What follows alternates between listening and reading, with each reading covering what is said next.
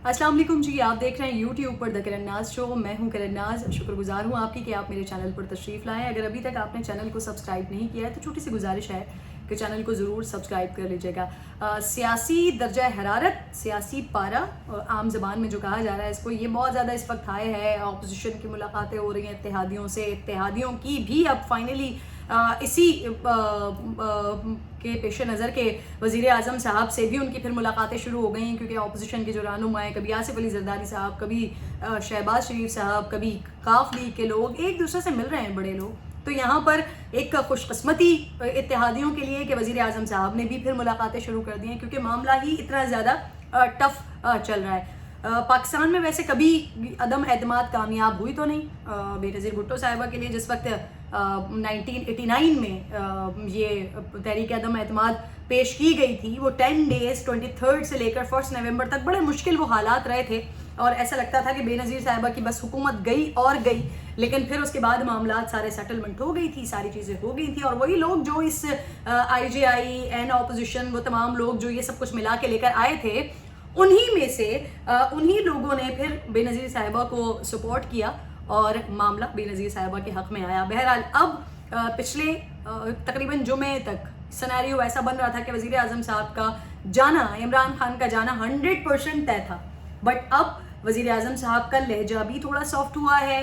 जो federal ministers हैं, information ministers हैं, वो भी ऑफर्स कर रहे हैं कि जी बैठ जाते हैं, टेबल पे बैठ जाते हैं, मुलाकात कर लेते हैं, बात कर लेते हैं, बात करके मामला हल कर देते हैं। अगर आप समझते हैं कि जी जल्द इंतखाबात मसले का हल है तो उस ऑप्शन पर भी बात की जा सकती है, EVM के कानून के हवाले से भी बात की जा सकती है। लेकिन अब ऑपोजिशन एक नाराज़ बीवी की तरह कह रही है कि नहीं जी, अब वक्त हाथ से निकल गया है, अब कुछ नहीं हो सकता। ये वाली वो सारी सिचुएशन है जो जितने भी लोग सियासी मामलात में, और हमारे पास 90% हम जो है ना वो इतने क्या कहते हैं उसे, बहैसियत कौम हम 90% इतने सियासी हो चुके हैं कि हर किसी को सियासी मामलात की अपडेट्स भी होती हैं और हर किसी को सियासी मामलात को जानना भी होता है। तो ये वो मामलात हैं जो रोज़ाना की बुनियाद पर डिस्कस हो रहे हैं, हर टॉक शो में डिस्कस होते हैं। मैं भी बैठ के यही डिस्कस कर रही होती हूँ, दीगर जो हमारे सीनियर बड़े सहाफ़ी हैं वो भी यही मामला डिस्कस कर रहे होते हैं। तो रोज़ाना यही बातें हो रही हैं। मैं किसी और टॉपिक पर बात करने आई हूँ, मैं इसी से रिलेटेड एक और टॉपिक पर बात करने के लिए आई हूँ। ये हालात, ये सिनेरियोज जो हैं, ये फर्स्ट टाइम नहीं पाकिस्तान में हुए। आज पाकिस्तान तहरीक इंसाफ जो कुछ फेस कर रही है, यही सब कुछ पाकिस्तान तहरीक इंसाफ ने जब अपोजिशन में थी उस वक्त किया था। ये जो बिलावल साहब एक काफिला लेकर निकले, वो तो फिर भी 10 दिन में अपना सब कुछ करा के, अपना एक रैली निकाल के और अपने लोगों को जमा करके, ऐलान करके, जलसे करके, रैली के दौरान गुफ्तगू करके, खिताब करा के, वो अपना टाइम पूरा करके 10 डेज़ का जो उन्होंने रखा हुआ था वो वहाँ से निकल गए। वज़ीर आज़म साहब इमरान खान, जब आप अपोजिशन में थे उस वक्त आपने 126 दिन का धरना दिया था। कक हुकूमत का उस वक्त भी कुछ नहीं बिगड़ा था, और आज भी ऐसा ही तासुर दिया जा रहा है हुकूमत की तरफ से कि कुछ नहीं बिगड़ेगा। लेकिन एक जो सबसे इंपॉर्टेंट चीज़ है वो ये कि ये जितनी भी अपोजिशन की जमातें थी, ये जितनी भी करप्ट हों, जितनी भी बुरी हों, जो आपने एक सबके लिए नज़रिया बनाया कि ये करप्ट हैं, चोर हैं, बुरे लोग हैं, 70 सालों में पाकिस्तान को इन्होंने बर्बाद करके रख दिया, ये दो जमातें, स्पेसिफिकली मैं इन दो जमातों की बात कर रही हूँ। ये दो वो जमातें हैं जो मज़हब नहीं बेचती थी, जो मज़हब की बात नहीं करती थी, जो रियासत मदीना बनाने की बात नहीं करती थी, जो रहमतुल्लिल आलमीन सल्लल्लाहु अलैहि वसल्लम, सहाबा कराम, अहले बैत व अतहार की मिसालें नहीं देती थी। ये बात करती थी, तनकीद करती थी। लेकिन आप वज़ीर आज़म साहब, आपसे आधे से ज़्यादा पाकिस्तान तो इसलिए मोहब्बत करता है क्योंकि आप जो बातें करते हैं, जब आप स्टेज पर होते हैं, आप जिस तरह की बातें करते हैं, जिनके आप हवाले देते हैं, तो आधे से ज़्यादा कौम तो इस वजह से आपके इश्क में मुब्तला है। यकीन कीजिए, कल जो आपने गुफ्तगू की है, कल का जो आपका जलसा था, जो आपने तकरीर का शुरू का जो 20 मिनट था तकरीबन, उसमें तो मुझे भी एक बार फिर आपसे मोहब्बत हो गई थी। एक बार फिर मैं सोचने लगी थी कि वज़ीर आज़म पाकिस्तान की नीयत कितनी अच्छी है, कितनी खूबसूरत बातें करते हैं, किन की बातें करते हैं, किन की मिसालें देते हैं। जिस शख्स के दिल में जो उन्हीं के बारे में सोचता हो, वो क्यों नहीं कौम का रहनुमा होगा सही, वो क्यों नहीं कौम का लीडर होगा सही, वो क्यों नहीं पाकिस्तान की बेहतरी सोच रहा होगा। लेकिन फिर आप ही के कौल में, और उसके बाद आप ही के कौल से कौल में जिस तरह से तजाद आता है, वो बड़ा तकलीफ में मुब्तला कर देता है। वज़ीर आज़म साहब एक तरफ कहते हैं कि जी रहमतुल्लिल आलमीन अथॉरिटी मैं इसलिए बना रहा हूँ ताकि कौम की तरबियत हो सके, ताकि लोगों की तरबियत हो सके। لیکن اسی کے فوراً بعد آپ ایک بار پھر اپنے مخالفین کو چوہا بھی کہہ دیتے ہیں. اس سے پہلے آپ بندوق کی نشست پہ رکھنے کی بات کرتے ہیں. اس سے پہلے آپ ان کے مولانا صاحب کو ڈیزل کا نام دیتے ہیں, بلاول صاحب کو کچھ اور نام دیتے ہیں, زرداری صاحب کو کچھ اور نام دیتے ہیں, نواز شریف صاحب کو کچھ اور نام دیتے ہیں. قرآن پاک میں اللہ رب ذوالجلال سورہ حجرات میں فرماتا ہے, جس کا مفہوم آج مفتی تقی عثمانی صاحب نے اپنے ٹویٹ میں پیش کیا, غیبت نہ کرو, کسی کے برے نام نہ رکھو. اللہ تعالیٰ سخت ناپسند فرماتا ہے. وزیر اعظم صاحب, آپ دین سے محبت کرنے والی شخصیت, آپ آقا علیہ الصلوۃ والسلام کے تذکرے سے بھرپور گفتگو کرتے ہیں. آپ جگہ جگہ صحابہ کرام اہل بیت و اطہار کے نقش قدم کی مثالیں دیتے ہیں. اور جب آپ اپنے ہی گفتگو کے دوران اور پہلے حصے میں آپ نے ان کی باتیں کی, اور دوسرے حصے میں بالکل آپ نے 360 ڈگری چینج لیا, اور اس کے بعد آپ نے لوگوں کو برے القابات سے پکارنا شروع کر دیا. آپ نے ان کے بارے میں عجیب و غریب گفتگو کرنا شروع کر دیا. اور یہ خاص طور پہ اسپیسیفکلی صرف آپ کے لیے اس لیے میں بات کر رہی ہوں کیونکہ آپ ان لوگوں کا حوالہ دیتے ہیں. آپ کہہ رہے ہیں کہ آپ قوم کی تربیت رحمت للعالمین اتھارٹی بنا کر کرنا چاہتے ہیں. باقی سیاستدان بھی یہی کر رہے ہیں, باقی سیاستدانوں کا بھی یہی ہے. یہاں تک اتنا برا حال ہو گیا ہے کہ گھر کی عورتوں کو نہیں چھوڑ رہے ہیں, فیملیز کو نہیں چھوڑ رہے ہیں. اتنا برا حال ہو گیا ہے, اتنا پستی کا, اتنا اخلاقی گراوٹ کا ہم شکار ہو چکے ہیں کہ کہیں پر بھی چھوڑا نہیں جا رہا ہے کسی کو. چاہے برے نام رکھنا ہو, چاہے فیملیز کے بارے میں الٹی سیدھی بکواس کرنا ہو, کچھ بھی ہے, کچھ بھی, سب کچھ کرنا ہے اسٹیج پر آ کے. تکلیف ہوتی ہے اس کو دیکھ کر. اور پھر یہ محسوس ہوتا ہے کہ جیسے اللہ تعالیٰ قرآن پاک میں فرماتے ہیں کہ جیسے عوام ہوتے ہیں پھر ان پر ویسے ہی حکمران مسلط کیے جاتے ہیں. تو شاید ہمیں, آپ میں, دیگر لوگوں میں اپنا عکس ہی تو دکھائی دے رہا ہے. ہم بھی ایسے ہی ہیں, ہمارے ساتھ بھی یہی ہو رہا ہوتا ہے. ہم بھی اسی طرح سے لوگوں کو برے ناموں سے پکار رہے ہوتے ہیں, ہم بھی اسی طرح سے لوگوں کا مذاق اڑا رہے ہوتے ہیں, ہم بھی اسی طرح سے غیبتیں کر رہے ہوتے ہیں. اور پھر ہم اس بات پر افسوس کا اظہار کر رہے ہیں کہ ہمارا لیڈر کھڑا ہوا ہے, اور ہمارا لیڈر کھڑے ہو کر کس قسم کی باتیں کر رہا ہے. اور اس پر بھی مزید افسوس کا عالم یہ ہوتا ہے کہ سامنے جو اتنا بڑا مجمع کھڑا ہوا ہے وہ بھی اس بات پر داد دے رہا ہوتا ہے. جس دن وزیر اعظم صاحب کا لہجہ تھوڑا دھیما ہوتا ہے, جس دن ان کا انداز تھوڑا نرم ہوتا ہے, اس دن لوگوں کو پریشانی ہوتی ہے. اس دن اگر وزیر اعظم کسی کا نام نہیں بگاڑ رہے ہیں, اگر کسی کو ڈیزل نہیں کہہ رہے ہیں, تو پیچھے سے مجمع آوازیں لگا رہا ہے کہ وزیر اعظم صاحب کو ڈیزل تو کہتے ہیں. ذرا زور زور سے آوازیں لگ رہی ہیں, diesel diesel diesel diesel diesel. تکلیف ہوتی ہے یہ سارا معاملہ اور سارا ماجرا دیکھ کر.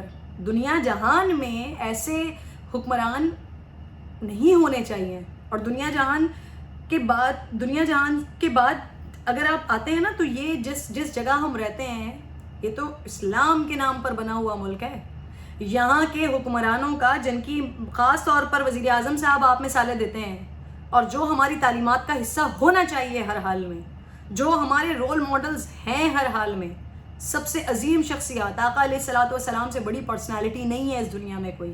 ان کے بعد ان کے صحابہ کرام ہیں, ان کے اہل بیت ہیں, ان کے لوگ ہیں, تبع تابعین ہیں, وہ تمام لوگ جن کے فالوور ہمیں ہونا چاہیے. جب ہم ان کی بات کرتے ہیں, اور ان کی بات کرتے ہوئے, تو پھر ہمارے حکمران تو سب سے بہترین ہونے چاہیے نا.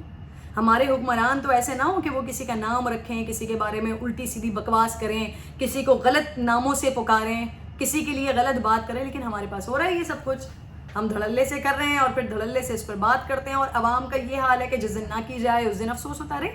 آج اتنا ٹھنڈا ٹھنڈا چلا گیا ہے, کچھ احساس ہونا چاہیے ہمارے حکمرانوں کو. وہ صرف اور صرف عمران خان نہیں, وزیر اعظم عمران خان کے ساتھ ساتھ آصف علی زرداری صاحب ہوں, بلاول بھٹو زرداری ہوں, نواز شریف ہوں, شہباز شریف ہوں, حمزہ شہباز ہوں, سعد رفیق ہوں, شیخ رشید ہوں, کوئی بھی ہو, سیاستدانوں کو, حکمرانوں کو کم از کم اپنی زبان کا لحاظ کرنا چاہیے, اور اپنی زبان کو دیکھ کر بات کرنی چاہیے کہ ہم ہیں کون, ہمیں اللہ نے کس مرتبے پر, کس رتبے پر پہنچایا ہوا ہے, اور ہم کس قسم کی ننگ دھڑنگ باتیں کر رہے ہیں, کس قسم کی گفتگو کر رہے ہیں. ایک اور یہاں پر ایڈ کرنا چاہوں گی, پچھلے دنوں ایک پروگرام میں ڈبل میننگ گفتگو ہو گئی تھی.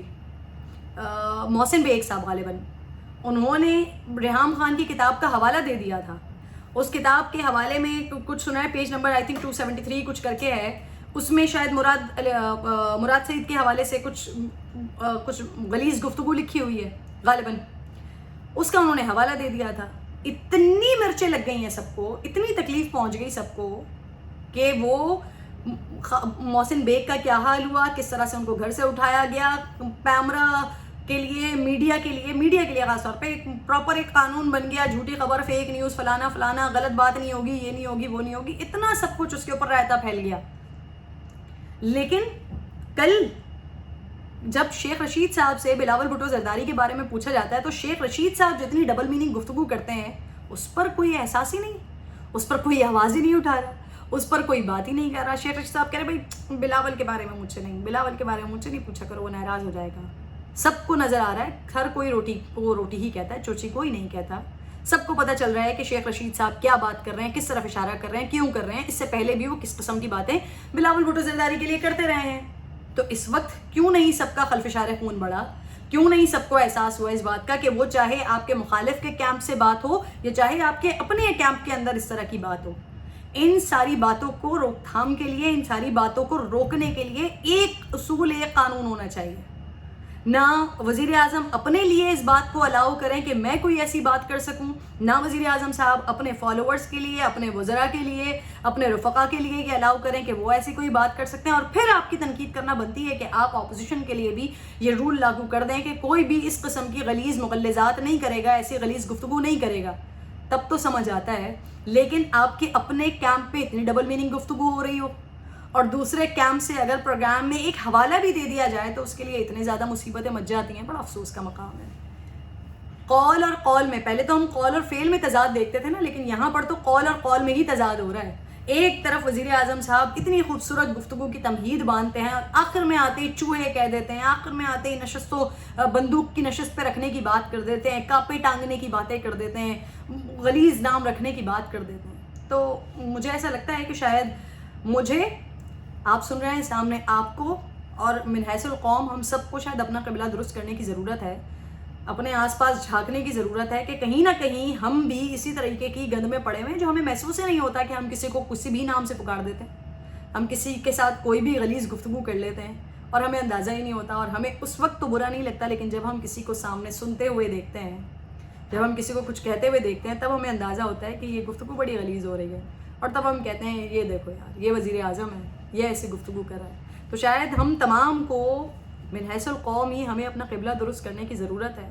اور تمام حکمرانوں سے یہ التجا ہے، یہ ریکویسٹ ہے کہ پلیز جو ہمارے رول ماڈلز ہیں ان کو فالو کرتے ہوئے آپ پاکستان کی نمائندگی کرتے ہیں دنیا بھر میں، تو ان کو فالو کرتے ہوئے اگر ان کے نام پہ اتھارٹی بنا رہے ہیں قوم کی تربیت کے لیے، تو اپنی تربیت کریں پہلے، اپنے لوگوں کی، اپنے کارکنان کی تربیت کریں پہلے، آٹومیٹکلی قوم کی بھی تربیت ہوگی. اور قوم کے لیے بھی یہی میسیج ہے کہ اپنے گریبانوں میں جھانکیں، اپنے آپ کو درست کریں. اپنا خیال رکھیے، کمنٹ ضرور کیجیے گا تاکہ آپ کی رائے مجھ تک پہنچ سکے. اللہ نگہبان.